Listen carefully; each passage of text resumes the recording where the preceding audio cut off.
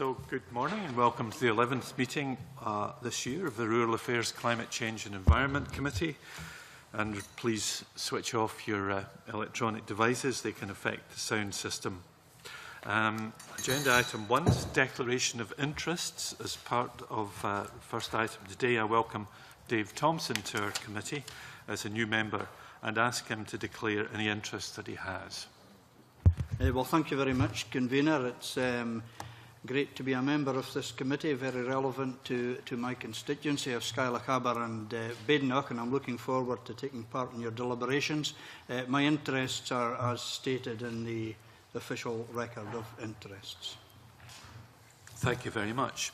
And the agenda item today for Dave and all the rest of us who are here is to welcome the second visit to this committee and an evidence session covering rural affairs and environment issues with the Right Honourable Owen Paterson MP, Secretary of State for Environment, Food and Rural Affairs in the UK Government.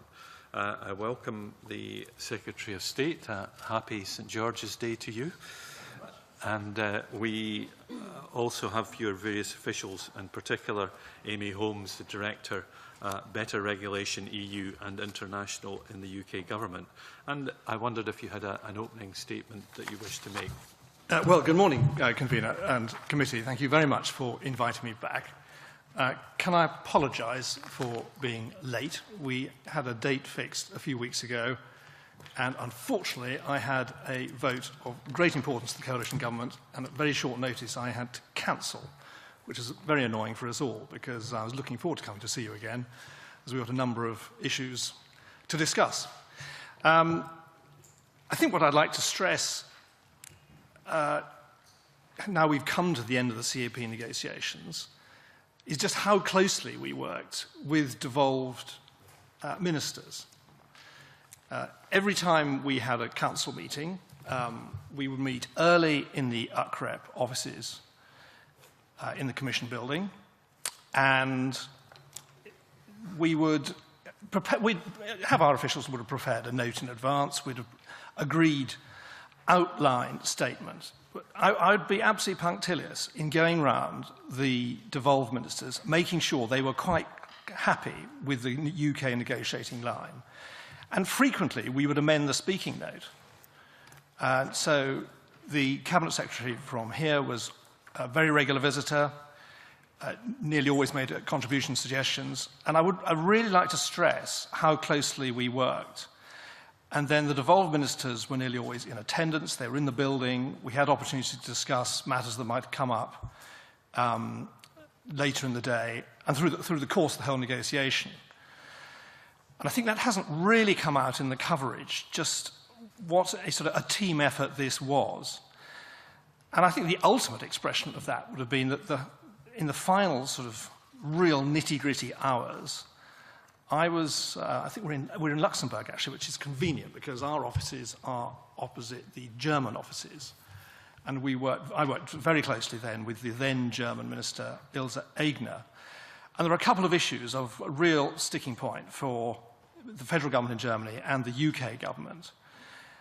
And it's probably about 2 o'clock in the morning when we finally resolved these, with Ilse had been on the phone to the Chancellor in Berlin. And there were, really it was quite tense because we were the two most important nations at that point and could have made or broken the deal. But even after that, the Cabinet Secretary here had made a special plea. I think it was on slipper farmers. New entrants. Sorry, it was on new entrants, a particular detail. And in the passages, we met Commissioner Cholos and raised this particular Scottish issue.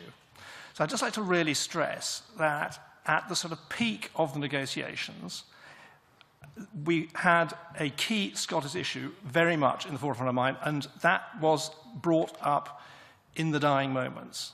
And I think our officials reckoned, working very closely with Scottish officials here, there were, I wouldn't want to put an exact number on it, probably about 30 requests from the Scottish Government. And we delivered pretty well all of them. I don't want to embarrass the Cabinet Secretary and spoil his career, but really we did work very closely together. and got a result. So we got pretty well everything that was required. And I think that's something that sadly has not quite come out of this. Okay, there will have been some differences along the way. I think all of us thought there could have been a better final outcome. But my memory of negotiations was just actually how closely we worked and how we did achieve a real success for Scotland, delivering many, many of those points. The overwhelming majority were delivered in the final agreement. Very much for your introduction, and we will now probe some of these matters in detail. Perhaps one of the most upfront is the question about couple payments, and I'd ask Graham Day to kick off. Thank you, Convener. Good morning, Secretary of State. It's good to see you in good health after your recent issues. Obviously, I want to look at the coupling situation, which is a very key Scottish issue, a current and very pressing matter.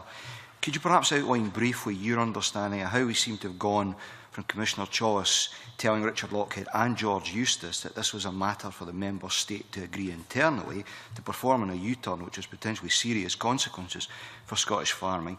Perhaps explain how you responded to the correspondence on this matter from Richard Lockhead, and given what you said there about working closely with devolved administrations, where we're going to be headed on this. Well, I think you know from the beginning we worked closely with Richard on this, because from the outset, as I think I said at our last session, as you know, I'm not a supporter of direct subsidies for food products. And I wanted to see down the progression from McCharry and Fischler continued. So our opening statement was we did not want to see coupled payments. But we moved. I listened to Richard, and we then were very keen to have uniform payments across the European Union, and we moved to 5% across the board. And I entirely agree with Richard. I think it is invidious still that there is a different level of coupled payments allowed. Where we got to was those states under 5% were allowed to go to 8%, and those over 5 went to 13%. And because we got regional decision-making, which was a huge achievement, by the way, there were obviously other member states who were very nervous about regional decision-making, but I think it was one of our biggest successes that we got full-scale decision-making at regional level. So this will be a Scottish CAP designed by Scottish ministers and officials with the Scottish industry. And there was clearly support for a coupled scheme. And I went to Sutherland last year, and I could see the benefits of subsidised livestock, delivering, of course, what is my other key plank, that I do see a real role for taxpayers' money, compensating farmers and landowners for the public good provided by environmental benefits. And livestock, uplands, it applies in England, applies in Wales, but very much in Scotland, provide a real environmental benefit. And I saw that very clearly in my visit to Sutherland. So we understood that with the UK limited to 8%, not having gone over 5%, that would apply to the regional decision-making. So it would be 5% within the Scottish envelope. And then, as you quite rightly say in your question, we've then had differing messages. And this has swung around various ways. The Cabinet Secretary, I think, met Commissioner Challis and got a different reply that you could go over 8%. And I'm concerned that this is getting on. Decisions need to be made. I think you and very much the Scottish Government, above all, far more important than any of this, Scottish farmers need to know exactly where they stand. So last week, I wrote to Commissioner Challis, and I'm very happy to give you a copy of the letter, just a brief letter saying, please, can you give absolute clarity? Will the Scottish Government be allowed to go to 8%? Will they be allowed to go over 8% within their own envelope? And as of this morning, I've not yet had a reply. But is it clarity we need, or to be pressing the Commissioner to deliver on this? Should we not be quite forcefully pushing for this? I can't do much more than take him up in person, given all the other issues Commissioner Challis has to face. I mean, I think having a direct approach from me, asking for clarification, shows how seriously I take it, because decisions have got to be made here, and time is getting on. I think the other real lesson is to look at what happened in England, certainly under the last reform, where because there were all sorts of complications, we got absolutely hammered with disallowances of over 600 million sterling. And I've been very much driven by that in England. We have made a number of difficult decisions. And here, you've also got to get on with it, because the disallowance is a real risk. And the disallowance is another key factor, I think, for Scotland, that the disallowance, we've always said, would fall on Scotland, and it isn't quite so glib and easy as just dashing into this. There's got to be absolute certainty that this will stand up, and the Court of Auditors will, in a few years' time, go through the Scottish books and will be happy that it conforms to the regulation and law at the moment. So I'm fully aware there's pressure here, and it's quite right to get clarity of decision, but it is really, really important for Scotland that if you're to go beyond the 8%, there is absolute certainty that that is within the existing rules, and you will not be hit with a very significant disallowance bill. Angus MacDonald. Yeah, thanks, Convener. Good morning, Secretary of State. You claim that this is a full-scale regional CAP. It's my understanding that CAP's always been regionalised, at least since devolution. That's how we were able to retain the historic payments for much longer than was the case in England. It would seem, certainly to some, that you've deliberately created a trap for Scotland. Would you care to comment on that? Well, you couldn't just clarify the question. Where is the trap? Well, you see, the situation was that the Commissioner, Charles, confirmed to both George Eustace and Richard Lochhead in February that the coupling would be allowed, and that Europe had no issue with that whatsoever. However, it seems that since then there's been some kind of intervention from UK government, which would suggest that the original agreement in February is not going to take place.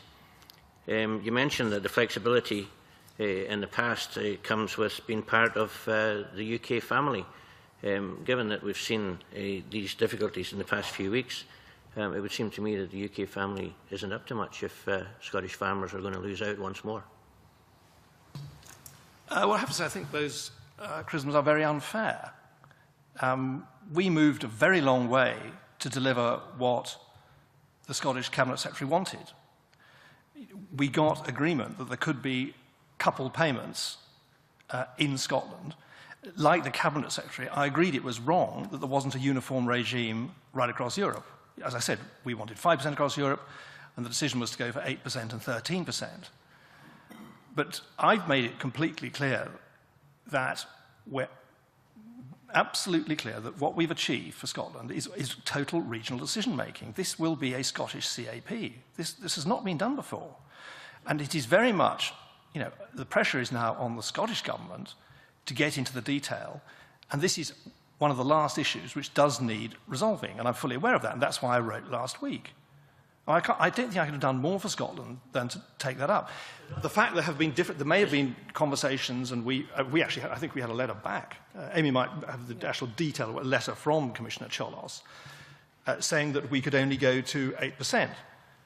So, but I really stress my point about disallowance.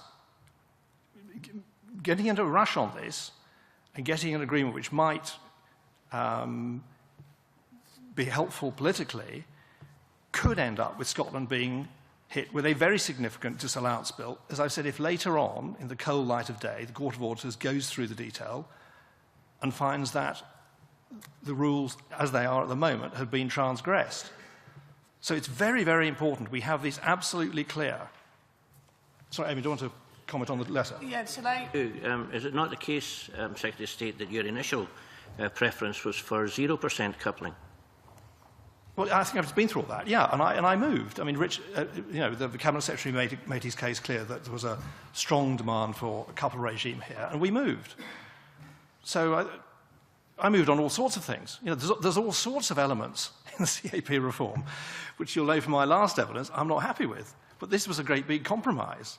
So in order to get the final result, as I told you about the sort of last moments of the negotiations in the German offices, we had to, many issues, or lots of detail.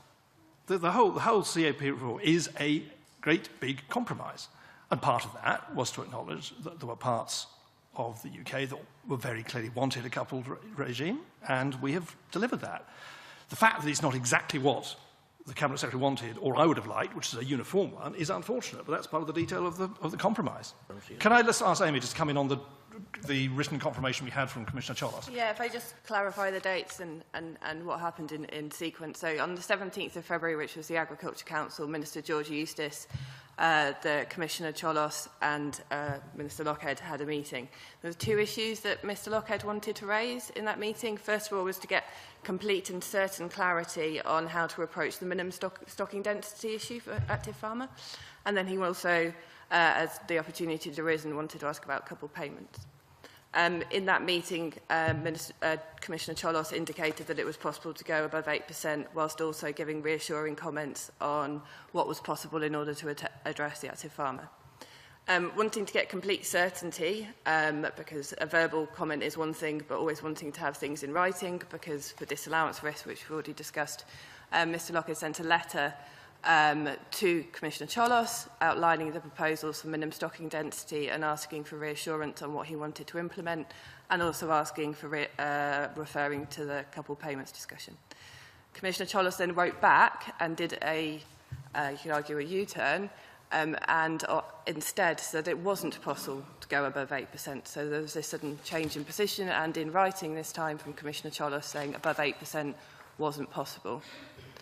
On the back of that, given the mixed messages that we received, there was then further discussions at official level, and then the letter issued to the Secretary of State, to Commissioner Cholos, on Thursday in order to seek clarification so that we all have certainty given the mixed messages that have been received. Other points there? Okay. Alec Ferguson. Thank you, and good morning, Secretary of State. I just wanted to clarify one thing. You said in your opening remarks on coupling that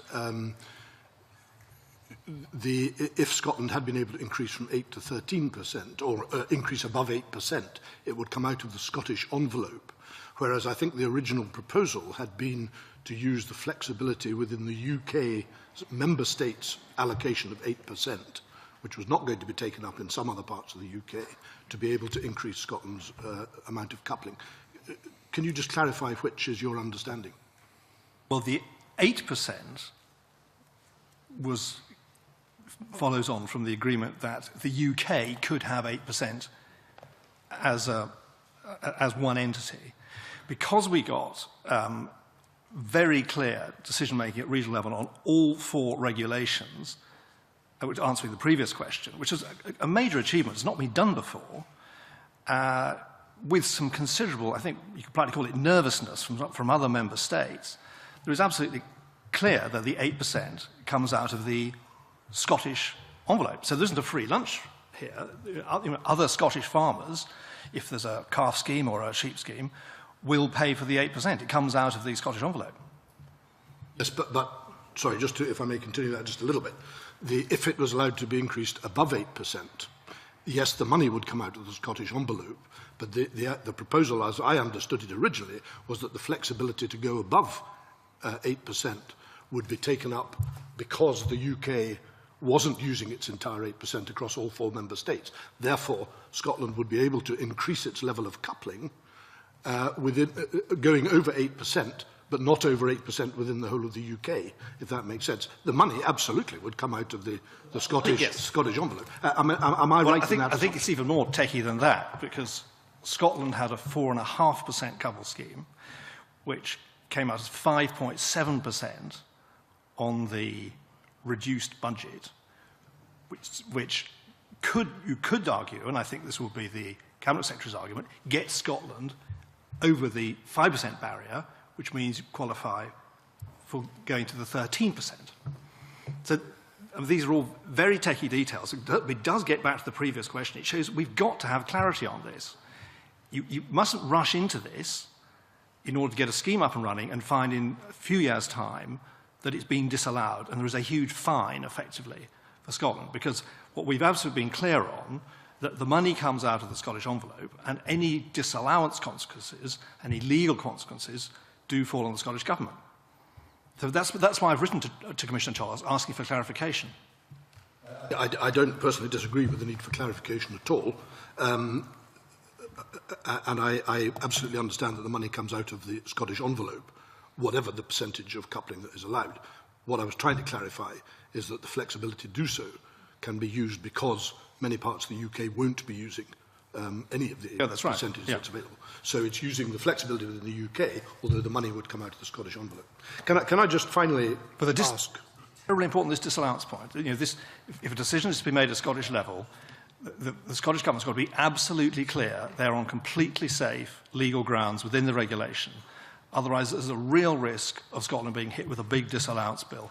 And don't underestimate the cost of it. You know, just repeat, because of the very complex way the last reform went through in England, it cost us £600 million. That's an enormous amount of public money. So you've got to be really careful and make sure you're on completely safe ground on this. And can I just ask finally whether, if that clarification and certainty is given that we can overcome, or we could overcome the disallowance issues, can I ask whether the UK is effectively supportive of Scotland's position in seeking increased coupling from within its own budget? Yes, entirely, because it's a Scottish decision. You know, I do not decide Scottish agricultural policy. I certainly don't decide the implementation of the CAP in Scotland. And I think this has really been underestimated so far. This was a very significant change. You know, all 4 regulations, all 4 of them will be decided by Scottish ministers, having consulted Scottish farmers and with the Scottish officials. This is a major, major change. But my concern, and I've invited the Cabinet Secretary to come down to see the RPA in Reading and to talk to our officials, is to really get into the detail of this, because there's some very significant decisions that have got to be made here for CAP to be implemented, and the clock is ticking. I think we'll move on to a second subject with Nigel Dawn. Thank you very much, Convener, and good morning, Secretary of State. Good to see you back.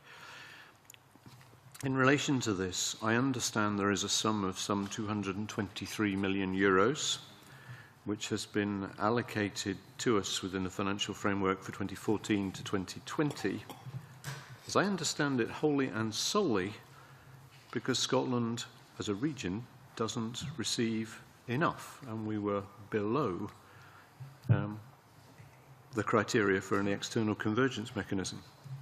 Now, if that analysis is correct, and that's what we all believe, then I'm struggling to see why it is that you appear to have allocated that money across the UK rather than to Scotland, to whom it surely belongs. Well, the UK pot of money comes from a whole number of different bases. And this resulted in a reduction.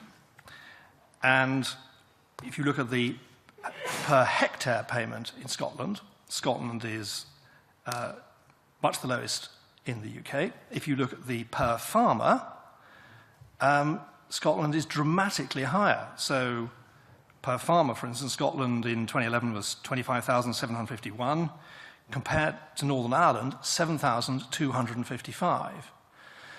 There's absolutely no easy way of deciding this. And if you want to be popular, don't get yourself appointed Agriculture Secretary. We had a wide consultation. We had to take a decision, having consulted with all the other constituent parts of the UK, who made very strong representations. So there were clear representations from Scotland, from all parties, and there were very clear representations from England, Wales, and Northern Ireland. And it seemed to me that actually the fairest way was to make an across-the-board reduction, which is what we decided to do. Now, I'd like to draw an analogy and just see how you work with it. If my father decided to give me a sum of money for one of my children, then I think he would be a little upset if, having got it in my hand, I decided that I would divide it between all my children. I don't want to push this analogy too far. I'm not suggesting countries as children. because I think English law, like Scottish law, would regard that as money given in trust.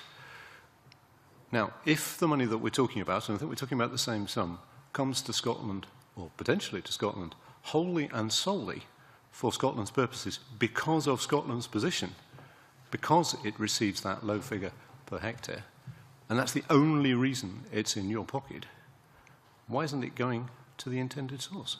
Because it is one element of the total pot. There are big element for a specific reason.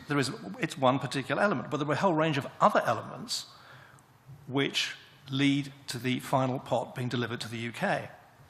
So it seems to me invidious, and the other three elements of the UK made it very clear. They thought it would be extremely invidious if one particular item was attributed solely to one constituent part of the UK. But that's why we're given it. That's the stated reason why it's in the pot. Well, I'm just answering your question. Scotland will also benefit from other elements in other parts of the UK. So in fairness, we consulted widely on this, and as I've said, there was no absolute clear black and white answer which would make everyone happy. It seemed to me, having consulted right across the UK, talked to all the other constituent elements who made very strong representations that the fair one was to make it across the board reduction. I'm sorry, you haven't convinced me, but you know that. Secretary of State, with respect, the Scottish Conservatives, the Labour Party, the Liberal Democrats and the Scottish Government came together, and that doesn't happen very often, it has to be said, to write to you to make it clear that the unanimous view of this Parliament was that that money rightly belonged here. And additionally, through various stakeholder evidence sessions that this committee has held, there was a unanimous view across all the stakeholders, exactly the same, that the money should come here. Why is it that they're all wrong and you're right in this regard? Well, I think the other parts of the UK would say, why were they all wrong? You have to recognise this was a UK allocation, and I'm repeating myself, but was derived from a number of different bases, and we had very strong representations from the other three constituent parts. So there will be elements of the UK pot from which Scotland will have benefited, which other parts of the UK would say that they contributed to. Can I just develop that? So when the Cabinet Secretary wrote to you on the 4th of April and he said that it was in relation to the convergence uplift, but he did make the point again. He said, I would reiterate my view that your decision on the convergence uplift was unacceptable and should, particularly in light of these developments, meaning the couple support developments, be revisited. Are you saying you won't revisit that? So, will I revisit? The situation with the convergence uplift. Richard Lockhead has asked you to revisit that, to reconsider your position on that, particularly in light of the developments with regard to coupling. Are you saying that you won't budge on this? No, coupling is an issue which can be resolved within the Scottish budget. So whether the Scottish Government decides to go to 8%, or whether we resolve the issue with the Commission allowing Scotland to go over 30%, that is all entirely within the Scottish budget. So that is an issue to be resolved internally between Scotland's recipients of the beef scheme or the sheep scheme, whatever, and the arable farmers who will not be part of it, or whatever the other elements of the Scottish industry are. The other issue you're talking about is the UK pot of money. That has been allocated, and other constituent parts of the UK are now pressing on, resolving the distribution and the manner in which they will deliver CAP. And that definitely cannot be changed, because that will cause serious disruption, and I would say put us at real risk of disallowance. So that if it's a UK matter that's been decided, that is sorted within this current round. But I would point out, there's disagreement about the reduction. There was an amendment in Parliament on the European budget, and opposition parties voted against the coalition position and voted for an even bigger cut. So you have to bear in mind, people asking for more money from one budget here, I think might also be members of a party that voted for a bigger cut back in the Commons. That was the overall EU budget. It wasn't specifically the agriculture budget, was it? No, that was the total EU budget, absolutely, yeah. And what we are still talking about a sum of money, as my colleague Nigel Dunn has pointed out, that only came to the UK because of Scotland's position. And the point that we're making is that surely, morally, in every other way, that money should have come to Scotland to benefit Scotland's agriculture. No, I think I'm repeating myself again, but there are a number of elements that lead to the final sum being calculated. So there will be elements within Scotland, there will be elements within England, Wales and Northern Ireland which arrive at the final UK cake. We consulted very widely, we had very strong representations, and it seemed to me that the only really fair way to do this was to have an across-the-board reduction, because there were so many different constituent parts which arrived at that cake's final size. Right. We'll move on to some other questions on Jim Hume next. Thanks, Convener, and good morning, Cabinet Secretary. I'll remind the committee of my registers of interest, Secretary of State. Yeah, you've also already mentioned some of the lessons that have been learned regarding the 600 million disallowance that happened in England when England went to the area payment earlier than Scotland at the last round of CAP reform. I would be interested in some of the other lessons that you think we could learn from some of the mistakes that happened, albeit not under your own guidance the last time down in England, that we could be useful up here. And I would also point at the situation at the moment regarding rough grazing area, where there's concerns, which coupling may help about dividing rough grazing into two different sort of separate payment regions to help farming in areas in the sort of hill livestock areas, if you like. So really lessons learnt from England's mistakes, perhaps, it would be useful for Scotland to know. Well, I think simplicity is key. The scheme which took England from historic to area was very complicated and was on a pretty rigid timetable. So I think one of the areas where we can be pleased we've helped Scotland is that the Commission originally wanted to go to 40% area by 2015, and we put real pressure on, knowing that the tight timetable like that could lead to real problems. So we've gone to a much slower pace of transition, which is 60% by 2019. But I still think that the pressure is on to make decisions, and to make them soon and to stick with them. And that might mean, I'm afraid, upsetting people within Scotland. It is almost impossible to come to a regime distributing CAP funds without upsetting someone. There will be winners and there will be losers. And I think the real lesson is to try and keep it as simple as possible and to make some resolute decisions early on and to stick to them. But I do repeat, I'm more than happy to invite the committee down. I think Scottish officials already met the RPA, but by all means, please come to the RPA and learn the lessons from what happened last time, which led to a £600 million fine. We use this polite Euro Commission word, disallowance. It's a fine. And talk to our officials at the RPA, because we're well down the road now building our new IT system, and see how we are trying to learn lessons ourselves from our own experience to make it as simple as possible. Explore that £600 million fine or disallowance, as it's officially called. Could you, is it simple enough to briefly give a few bullet points to what sort of things England was fined for? I mean, that's maybe very complicated, I'm sure, but two or three rough points would be useful. So it's made up of different elements rolling forward. So, for example, there was major disruption because we're issuing the payments in 2005. So we had problems hitting the deadlines when money needs to go out the door in 2005, and then that has rolled forward because of those disruptions. There's other elements in there, like fruit and veg producer organisations, which also falls under CAP, and the lack of clarity around those rules has generated disallowance. So the 600 million, it's made up of a series of different elements from audits that have rolled forward over the years, but also very much stemming from that 2005, failure to meet the deadlines to get the money out of the door because the system couldn't cope with the complexity of meeting those first payments, and then it's rolled forward throughout the years. And from which budget did that 600 million come? Does that come from the future cap budgets, or did it come from the general big pot? It's DEFRA and HMT negotiations. It's not cap money, it's DEFRA departmental money. Mm-hmm.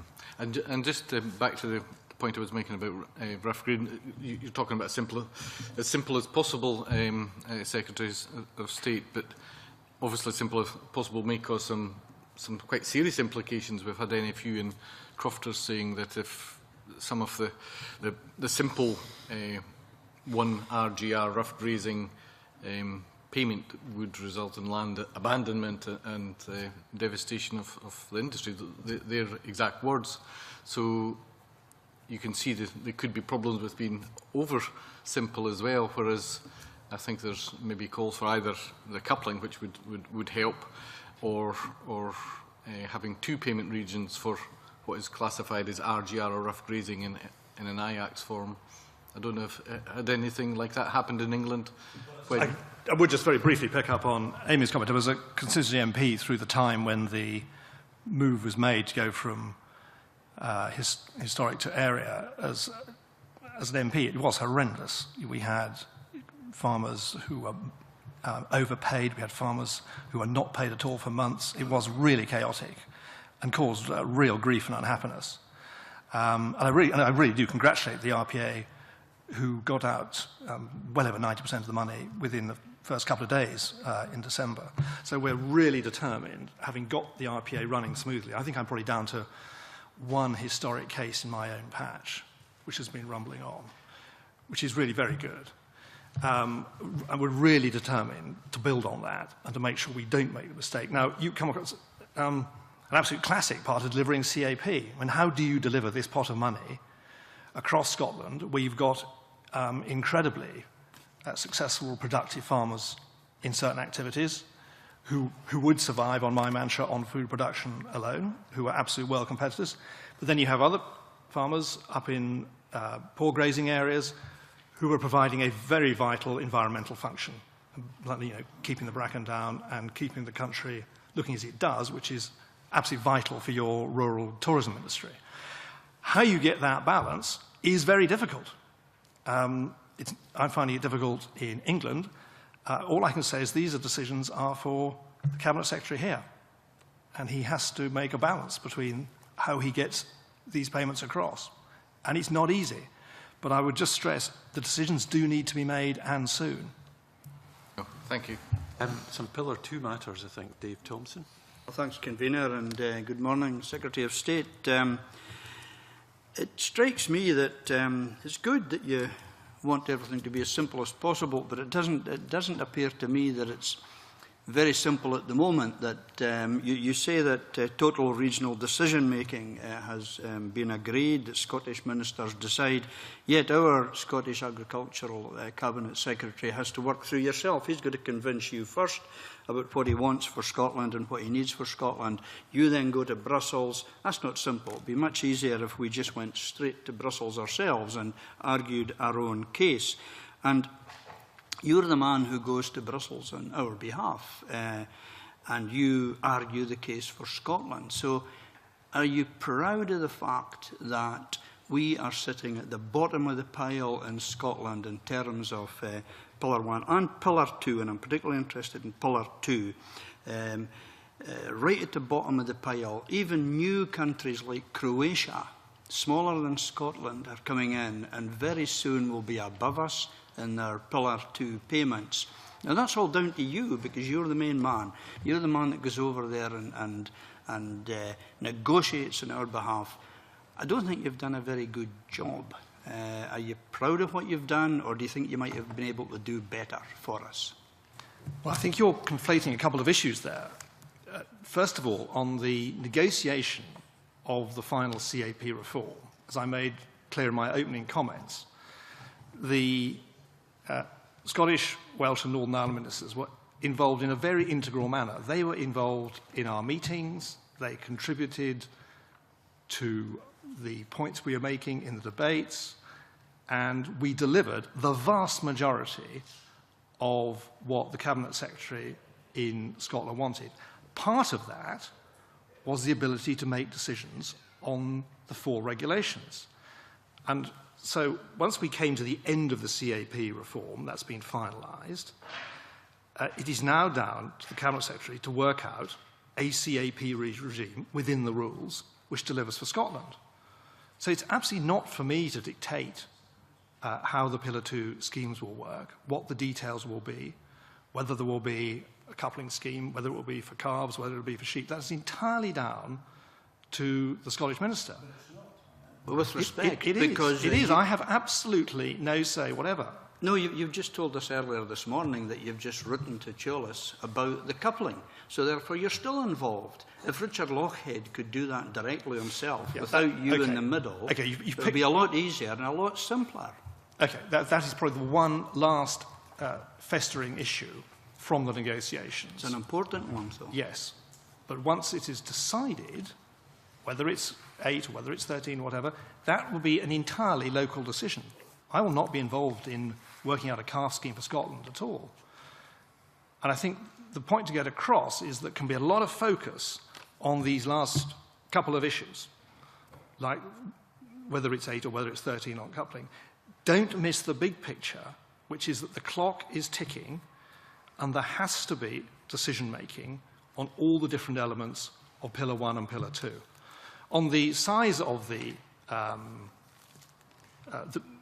whole budget, that of course was decided at head of state level. That was not an issue for agriculture ministers.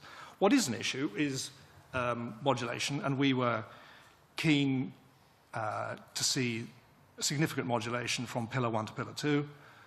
So in England, we've gone for 13 with a review going up possibly to 15. Wales has gone for 15 right through, and I think you've gone for 9.5. So there are options within the arrangements that we've agreed that you can enhance your Pillar 2 payment. Well, yeah, but if you look at the basic Pillar 2 payment, if you look at Scotland's position, 2007 to 13, for instance, 443 million. A country like Finland has 2.2 billion. Ireland, 2.5 billion. Why are we so far behind if you and your colleagues are such good negotiators on our behalf?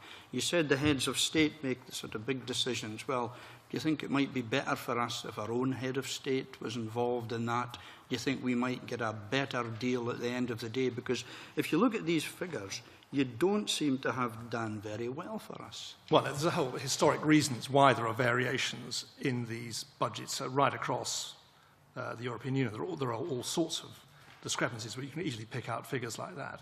I think what's important for Scotland is that we've achieved absolute decision-making on the nature of the Pillar 2 schemes and the ability to transfer quite significant sums from Pillar 1 to Pillar 2. And that has not been possible before. But you can, I can go back to the per farmer figure, where Scotland is miles ahead of virtually every other member state. We can all pick figures out of it because it is such an immensely complicated subject. But does Europe work on the basis of allocating funds per farmer, or do they do it per hectare? Well, I think if you're the farmer, you'll be very happy to receive as the farmer. No, but if you're in Northern Ireland, what criteria does Europe use? There's all sorts of different criteria. But if you were a Northern Ireland farmer, you will pick out immediately on the figure 7,255 against 25,751 in Scotland. But Europe and if you look hectare. at some countries, some other countries, they've decided not to bring in whole areas of activity within the CAP this time in order to protect historic recipients. So it is very, very easy to pick out glaring examples, and I can play the same game as you. The trick is to recognise that we've got a settlement now and to start working on the implementation. That is what is really important. And there are a whole lot of other elements apart from public subsidy. There's efficiency of farming, there's technology, there's training of young people, there's the productivity of the land. I mean, there's a whole other raft of other elements. There's local demand, there are local products which can pull producers of raw materials along. the potential for exporting. It's a far, far more complex picture than just constantly focusing on the issue of public subsidy. Sorry, I just thought I'd help by offering some figures because you mentioned Pillar 2. So the UK has consistently argued for an objective allocation for Pillar 2 rather than the historic system which they use at the moment, which is largely what EU budgets are allocated on, and consistently argued for that objective share. That was mixed in its delivery. In reality, it was largely a historic roll forward, but there's mixed formulas that happen for Pillar 2, and it isn't entirely clear. But what is clear is that the overall allocation for the UK increased for Pillar 2 from 2014 to 2020 by 7.8%, and that 7.8% has been shared equally between Scotland, England, Wales and Northern Ireland in the allocation. So that 7.8% increase. Yeah, but sorry, Convener, if I can just press a wee bit further. That doesn't change the fact that Scotland is sitting virtually at the bottom of the league table, and even new countries, tiny little countries compared to Scotland, are coming in and have negotiated in the last round. Must have good negotiators, a better deal than we have, having been in Europe for 40 years, with the strength of the UK around us negotiating on our behalf, and Croatia is going to go by us after a couple of years. I'll repeat, do you think you've really done a good job for us? Per farmer, yes, because I can pick out a figure like you have. I can pick out a glaring figure which is massively to Scotland's advantage. You know, 25,751 in 2011, Scotland is miles ahead of virtually every other European Union member state. It isn't just the cash in public subsidy. I repeat my last point. It is really vital to look at the other elements that deliver a successful, thriving agriculture, food and drink industry. And a lot of that is getting young people into the industry. That is training. There is the use of technology. There is skillful exploitation of natural resources. There is import substitution, as we're pushing very hard, and there is exporting. There are a whole other number of issues which you've got to look at. You can't just, you can focus very easily. And I've picked out one figure which is massively to Scotland's advantage. You've picked out another figure which is massively to Scotland's disadvantage. We can all play these games, but it's a much, much more complicated picture. And the real issue, which I would stress again, is to watch the big juggernaut coming down the road and to concentrate on how this CAP will be implemented in Scotland and make sure it's to Scotland's farmers' advantage. Thank you, Secretary of State and Dave Thompson. We've got a good number of points to make in a short time in which to do so. Graham Day, followed by Jim Hume. Thank you, Convener, because this isn't a game. This is a really serious matter for Scottish agriculture. And within, you talked about the historic nature of Scotland's low payment rates. Let's set that to one side. In the current round of negotiation for the new cap, countries like Latvia, Estonia, Romania and many others managed to negotiate for themselves significant uplifts in payments. Why is it that Scotland continues to lag behind? The difference is that these are small independent countries who are negotiating for themselves. And presumably the increase in budgets that these countries have secured will have been or will be ratified by the UK at some stage in the process. So effectively the UK government will be saying it's okay, it's great that these countries got an uplift and we're comfortable with the fact that Scotland's still where it is. Well, I think it's the same question I've just been asked by the preceding questioner. You can pick and choose numbers out of the various figures presented by CAP. I can pick on the per farmer figure, which is miles ahead of virtually anywhere else in the European Union. You can look at other countries which have excluded areas of their own territory from the CAP regime. The problem is now faced by the Scottish Government to deliver, and you've got to make this balance between how the money is distributed between the very productive areas and the increasingly less productive areas where there's more and more of environmental benefit being paid for. And I think we can go round and round this. You can quote me one lot of figures. I can show you that the current regime is massively to the advantages of a small number of people in Scotland who are the actual farmers. But you've got to work out now and start looking at how this very significant sum of public money is distributed. Jim Hume on this same point before It's we just, move on. it's just really on the exact point that the Secretary of State finished on there. You've mentioned that the clock is ticking. You've mentioned that the Scottish Government to deliver. You've also mentioned that the 4 regulations of CAP are devolved for the first time in history. And therefore, there's a lot of this, really comes within our Cabinet Secretary up here's decision making. The industry really needs some clarity, obviously. Therefore, how long do you think the industry has got up here before it's too late for the Cabinet Secretary here to come to his decisions so that they can plan for the future, bearing in mind we're already in the interim year but as the last cap has already passed? Well, the 1st of August is the deadline by which the Commission has got to be informed. But it's not just a question of telling the Commission, it is getting into all the administrative detail of the IT systems, getting the information out, and working through a lot of very nitty-gritty regulation, which is where we fell foul last time. So time is of the essence. We're nearly into May, and it is very clear decisions, across all parts of the UK have to be made. We've already made a number of quite significant decisions, and we'll be making further announcements shortly. But it is a matter for us all to recognise that for all the ups and downs of the total package that's been delivered, for all the faults and the advantages of the reform, we have to live with what we've got, and we have to start working out how to deliver it. But what I've got for Scotland is complete decision-making locally. So this will be very much a Scottish regime designed by Scottish ministers for Scottish people, according to Scottish circumstances.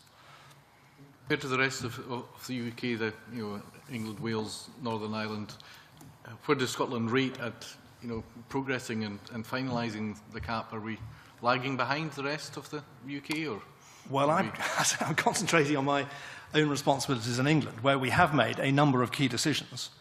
And we're obviously under pressure to make further announcements, which we will be doing shortly. So I think it's not really for me to act as judge and jury as to who's doing better in the race.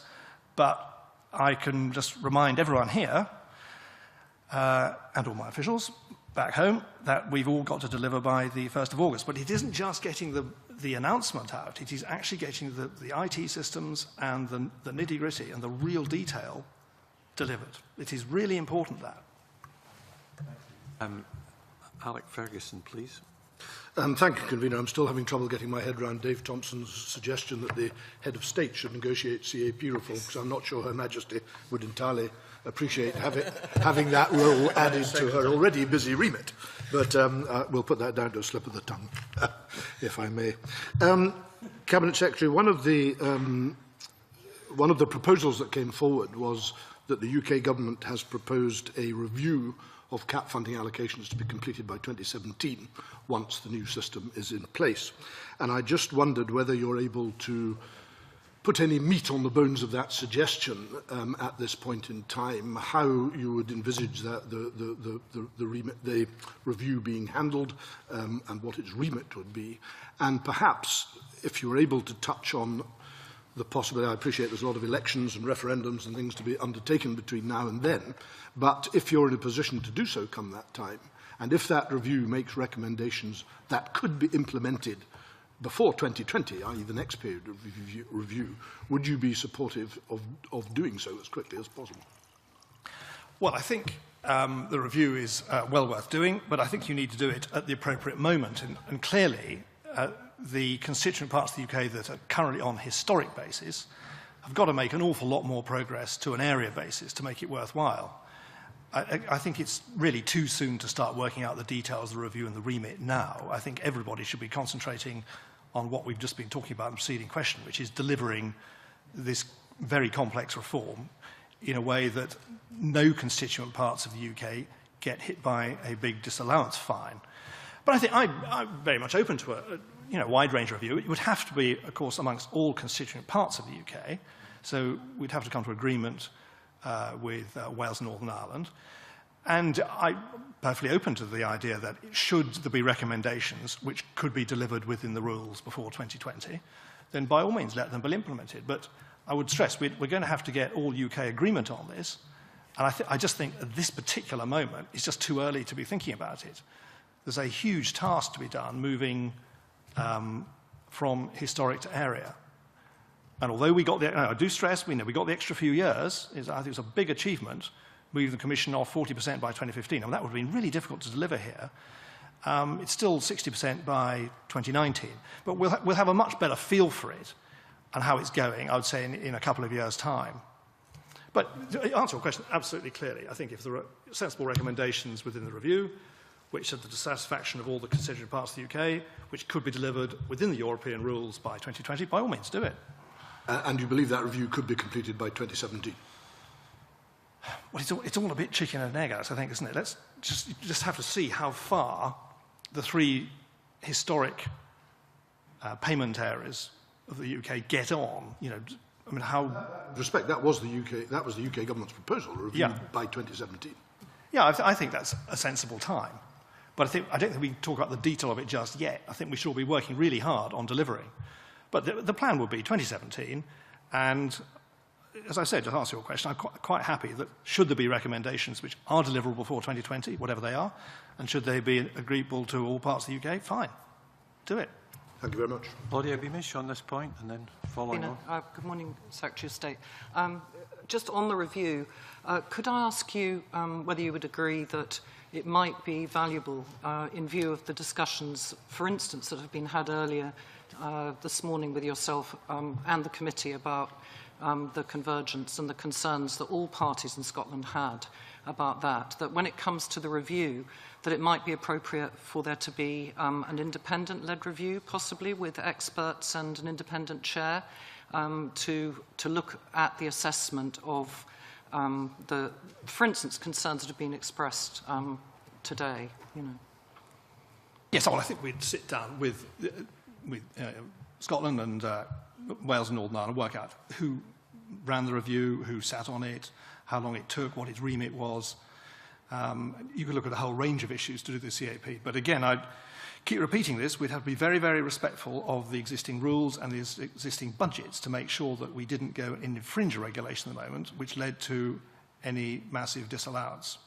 But I think that would all be part of the establishment of the review and the terms of reference and the time and the ability to take evidence, etc. It's all something that could be looked at. I just think for the moment we're slightly jumping the gun. Quite happy the review to take place. It's several years down the road. The real priority now is to get implementation sorted. That's the real priority. Thank you, Secretary of State. And could I move on to questions of concern to this committee and, of course, to yourself in your portfolio about flooding? And if I could just ask you quite a general question about any lessons that were learned or that we might reflect on that you could share with us today from the southwest of England in relation to emergency planning, but also possibly in relation to funding for future protection and for resilience of particularly challenged communities? Yeah, sure. Don't forget, it wasn't just the southwest of England. It was the east coast was hit very hard in December. I went to Boston, and don't forget, in Lincolnshire, 1953, on the east coast, 307 people died. It was horrendous, and it's still very much live in people's memories. And going to the church in Boston and seeing the mark on the wall, probably a good foot higher than the high water in 53, was quite a striking example that we have built. And it's not a party political issue at all. You know, the previous governments have built defences which worked. So I think we should be proud that we protected 1.4 million properties over the winter months. But that's absolutely no consolation to the 7,500 properties that did get flooded, because being flooded is completely frightful. It's terrifying for young children. We got out of bed in the middle of the night with filthy, dirty water swirling around the house. It's very disruptive, obviously, for family life, disastrous for businesses. And we are absolutely determined to step up our programme of flood defences. And in fairness to myself, within a week of being appointed to DEFRA, I met Chris Smith in Nottingham, where there was a brilliant scheme just being completed. It's £45 million investment in flood defences protecting 16,000 properties. Nobody told me until I went there that on the other side of the Trent there was 500 acres of land previously blighted by flood risk, which is now up for private development. So you've got a huge direct gain of protecting the 16,000 houses, but an enormous economic gain with development. So I'm a tremendous enthusiast for these flood schemes. And I asked Chris Smith for basically a shopping list of projects which could be put into operation, and we got, rapidly we got a further 120 million, and those projects are now going ahead. We then stepped up. We have an unprecedented programme going through to 2020 when we get up to an extra 400 million a year. And we hope that will be matched by other parties.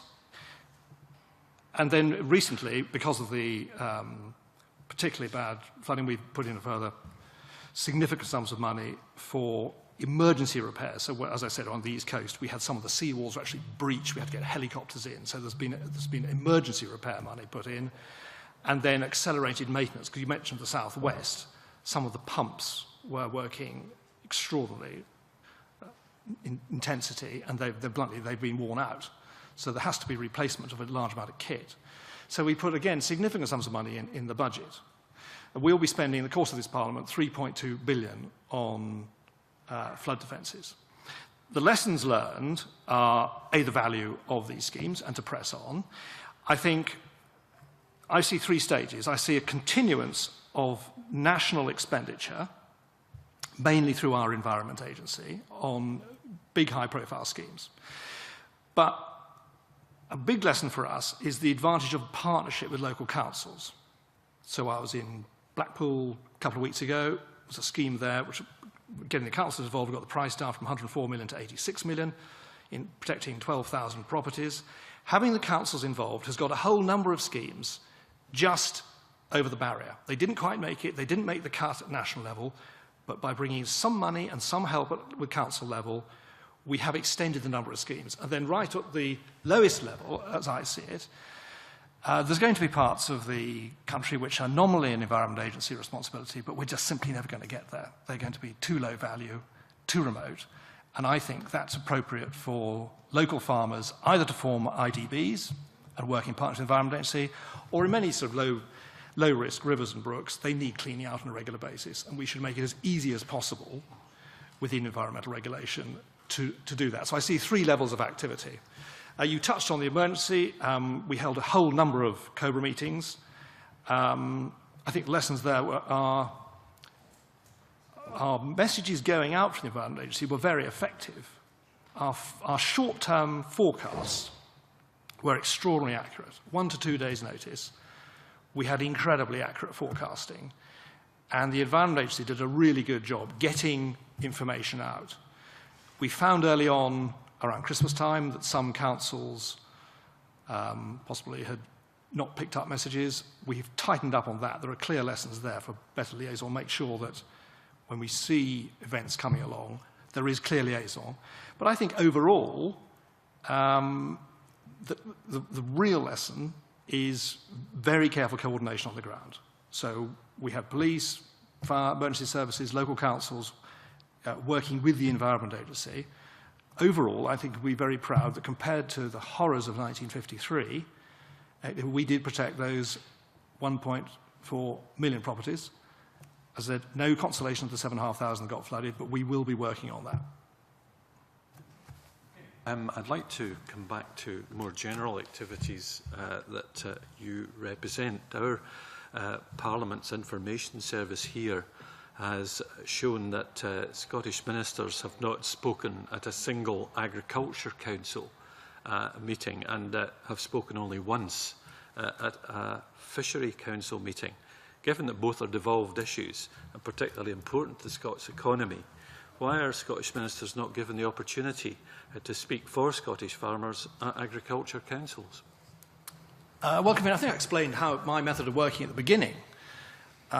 We have very open meetings with devolved ministers before council meetings, but since I've been Secretary of State, apart from recently, and thank you very much for those who made comments about my eye, I couldn't get across to the council meetings. We've been absolutely punctilious in delivering our role as the UK ministers. But I would just really stress how closely we have worked with devolved ministers. The Cabinet Secretaries come along. We had, as I said, we worked out, there was a sort of list of approximately, as I don't want to put an exact figure, probably about 30 demands, and we've delivered pretty well every one of them.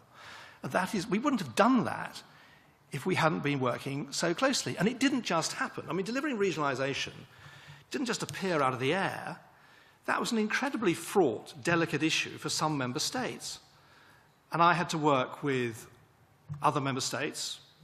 Sabine, for instance, in Belgium was a real ally on this. And we had to talk very diplomatically to someone like Miguel Cañete in Spain, where this is a very, very sensitive issue, giving significant powers to a regional government. And I think it's unfair, no point in me whinging, but we could be given credit for having worked very closely with devolved ministers, having listened very carefully to their demands. We've all been over the coupling issue, and we've got the vast, overwhelming majority of what was wanted. So it's a different method of working. I think my role as the UK minister, I should be at the council, and I should be on level terms with the German minister, the French minister, and the Spanish minister, and others. And I built very close relations with them. We would not have delivered a lot of what we got. Above all, we wouldn't have stopped some real horrors. And we don't underestimate that as well. By working with real allies, we did stop some really negative stuff happening in the reform. And that couldn't have happened if I hadn't been there on a very regular basis, being the focus of the negotiation for the UK. That didn't mean to say that the Scottish minister wasn't there in person, wasn't talking to me, from the first meeting of the day. So it's just a different method of working. Well, I'd like to pick you up particularly on that when you say that you work closely with the devolved administrations. Paul Wheelhouse, the Minister for Environment and Climate Change, attended a recent council meeting at which GMOs were being discussed. We all know your pro-GMO position, but you said you work closely with Scottish ministers to argue for the devolved administration to have freedom to develop their own policies. But you said there were discussions about speaking notes. On the GM issue, the speaking notes were amended to take into account the Scottish and Welsh view, but you didn't read that out. So what's the point of being able to amend speaking notes if you don't follow through with your promise? Well, I talked to Paul beforehand. We agreed the speaking note, and I have to confess, I think I read the preceding one. But what is vital is that we have delivered or we are in the process of negotiating an arrangement which will be of real advantage to those in Scotland who do not like GM. If the cultivation proposal, which I agree with Paul, goes ahead, and the chances are at the moment there is very significant support in the Council, because I was lobbying with, for instance, the Agriculture Minister from Austria, who has the same views as you on GM. He is very keen on this Greek compromise cultivation proposal, which will effectively give the regional government here the opportunity to accept an opt-out from a GM tech company. Now, the fact that I didn't read out the exact tech line is unfortunate, but I did clarify with Paul afterwards that we had taken on board exactly what he had said, and we have also made it completely clear that this cultivation proposal will apply to regional governments. So that is a major step forward. So we've come to an arrangement where those countries that do want to exploit GM, such as Spain, so we've got this debate with 1507 maize, in which we have absolutely no interest whatever, that will probably go through, and Spain is already growing GM products very successfully. There are other countries, I mentioned Austria, we know France has real concerns about this. Under the arrangement, if they're offered the opt-out, they can accept it. They can only ban something if they're not offered the opt-out, and I think all sensible GM tech companies will deliver that. So I think this is actually a major step forward which can deliver what actually all constituent parts of the UK would like. Angus MacDonald wants to come in on this point. Yes, thanks, Convener. I'll be brief. In addition to the lack of access to the Council of Ministers, Mr Lochhead's often heard saying how he's frustrated that he can't join bilateral meetings and trilateral meetings. Why is it allowed for fishing and not for agriculture? And should Mr Lockheed not be allowed in as a matter of course? Well, I think we're repeating ourselves again. I mean, I just don't recognise this. We have meetings, we agree the lines, we've amended them, but it's appropriate. There is one person who is the negotiator. And we would not have got these reforms through if I had not built up close relationships with other agricultural ministers on the council. That's a brutal fact. Also, in some of these cases, languages come into it. Helps you can speak French and German to some of them. And the sort of peak moments in the last night, that was actually a relevant fact. It's just a simple fact of negotiation. You need one person to focus on that at that point. And I am the UK minister, and I represent the UK. So when I go talk to Spain, the Spanish will look to me, the Germans will look to me, and the French will look to me. That does not mean to say we have not had a really serious sit-down with the Scottish, Welsh, and Northern Ireland ministers prior to that meeting. And I would go right back to my opening comments. At the peak of the negotiation, at the very last moments, we managed to slip in a key demand for Scotland, and Scotland was not forgotten. Now, the fact that Minister Lockhead was not in the German offices at the time is wholly irrelevant. The fact was, I was negotiating on his behalf.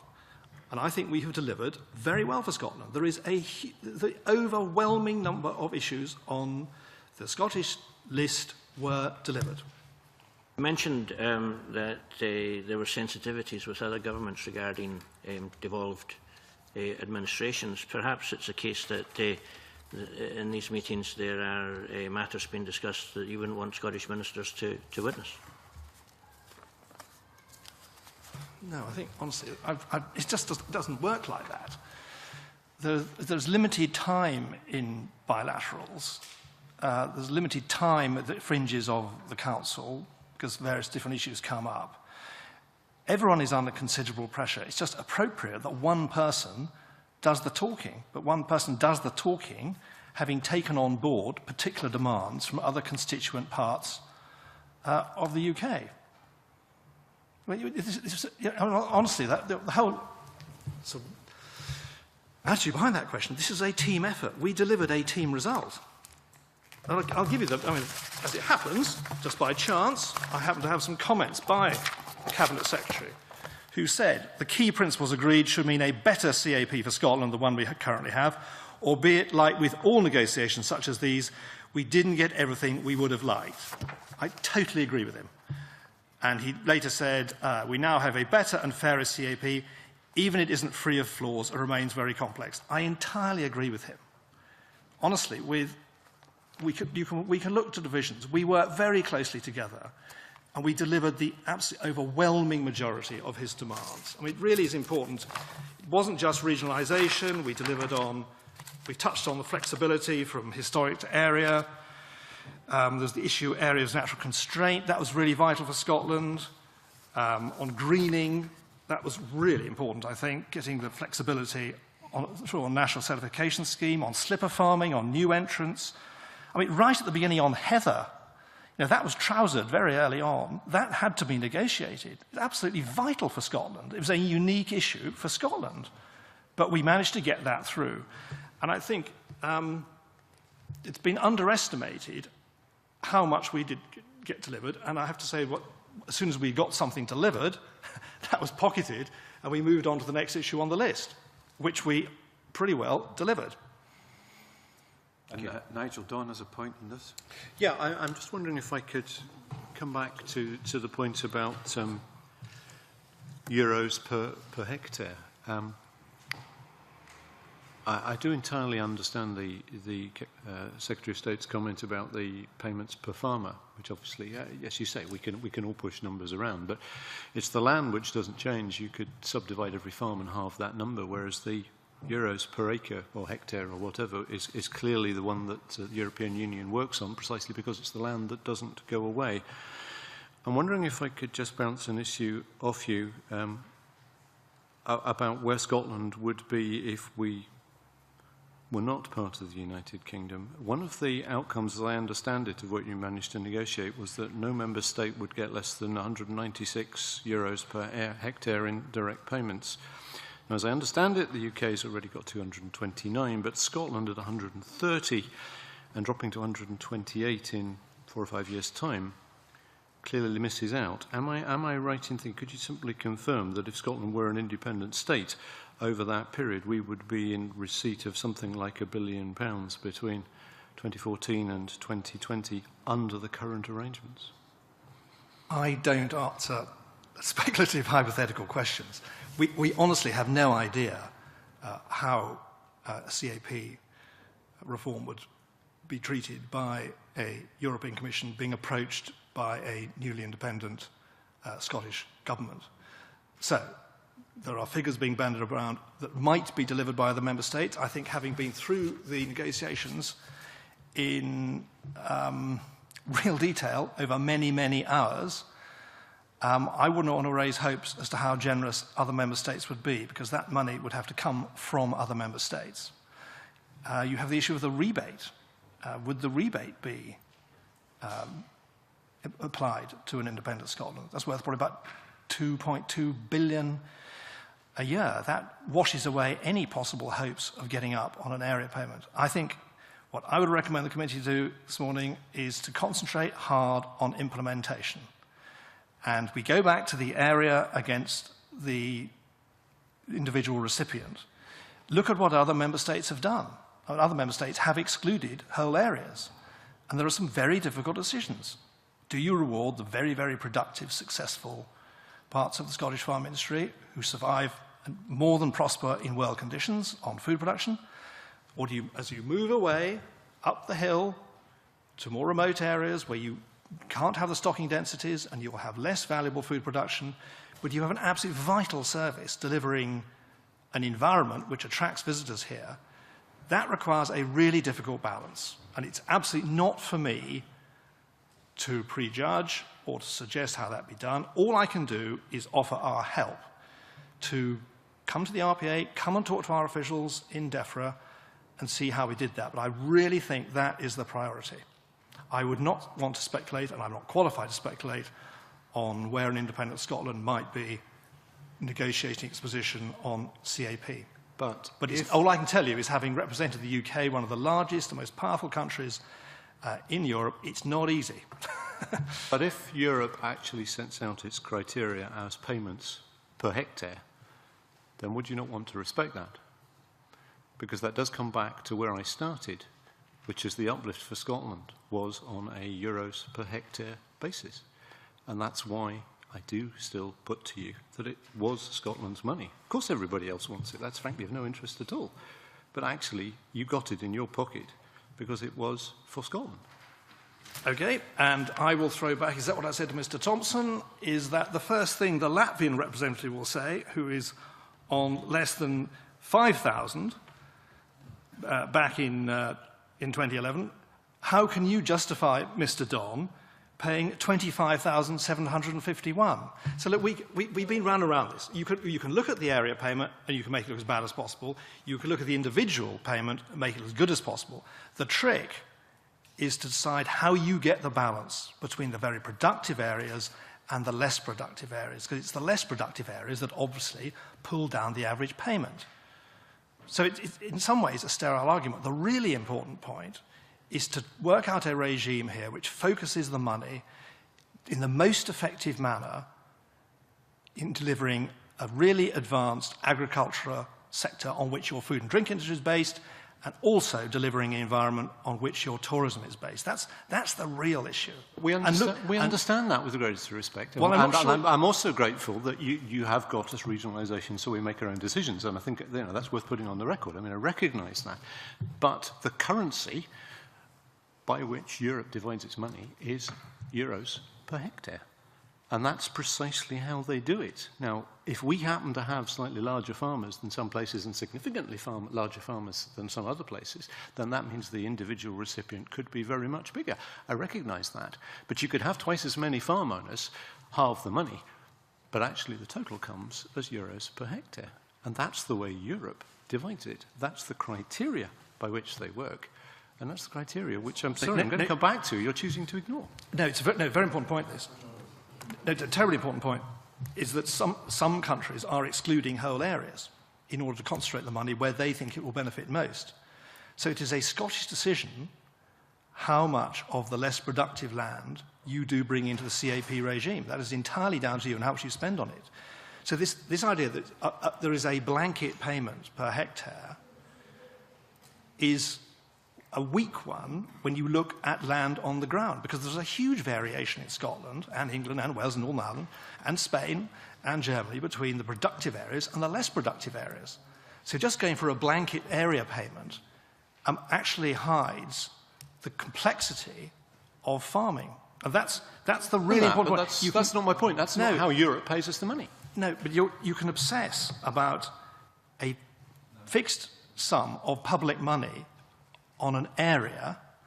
If you have a very large area of less productive land, obviously the value of that payment will be thin. You will have other member states looking very hard at the astonishing figure of 25,781 per farmer in Scotland, who will be complaining bitterly, why are the Scots farmers getting such a good deal?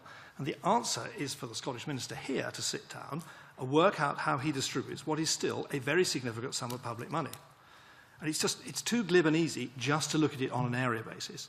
And frankly, it's too glib and easy to look at it just on the farmer basis. It's a much more complex picture.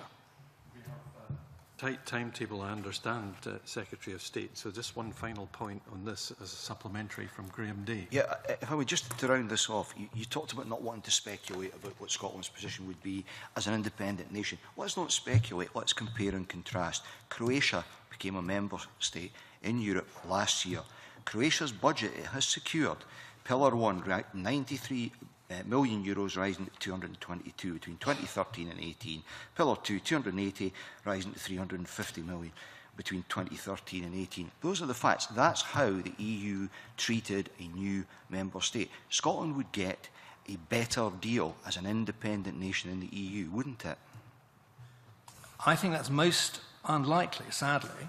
I don't want to get involved in the nitty-gritty of the independence debate when we're talking about CAP, but I can say that having represented the UK and having got a lot of very good results for Scotland, having the clout of the UK and the bargaining position was absolutely vital. And we...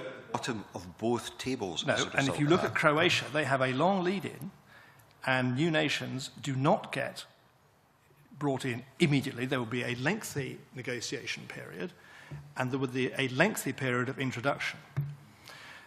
And there are a whole range of issues which are not in my competence, such as the rebate. Would the rebate still carry on? Because that's worth alone $2.2 billion, which washes away any advantage that might be derived from hopeful area payments or whatever.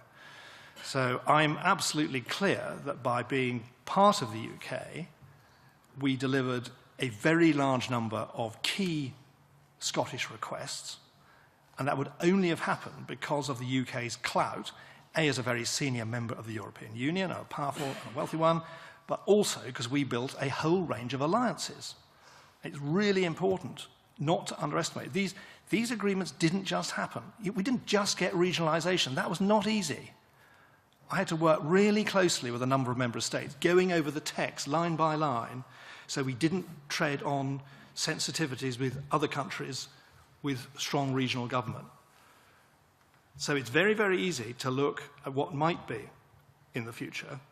I've just been through a very detailed, long, lengthy procedure delivering a complex compromise.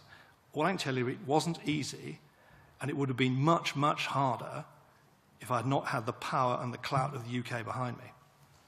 That's an appropriate point to finish your comments, Secretary of State. Your experiences are valuable to us in our review of the way in which the CAP will develop, and our own letter from this committee to the Cabinet Secretary will reflect as many of the views as possible so that we get an idea of what's best for Scotland. And indeed, your comments today have illuminated quite a lot of the things that we want to actually focus on in our report. And we realise that you've got a tight schedule, we'd like to thank you for coming. We realise it was difficult to get the timings right, but it's within the time when the Cabinet Secretary will be making his decisions in June, as we understand, and I'm sure that these discussions will help him to be clear about what he's got to do. So thank you very much. It's good to see you here, and we'd welcome you again at some point in the future.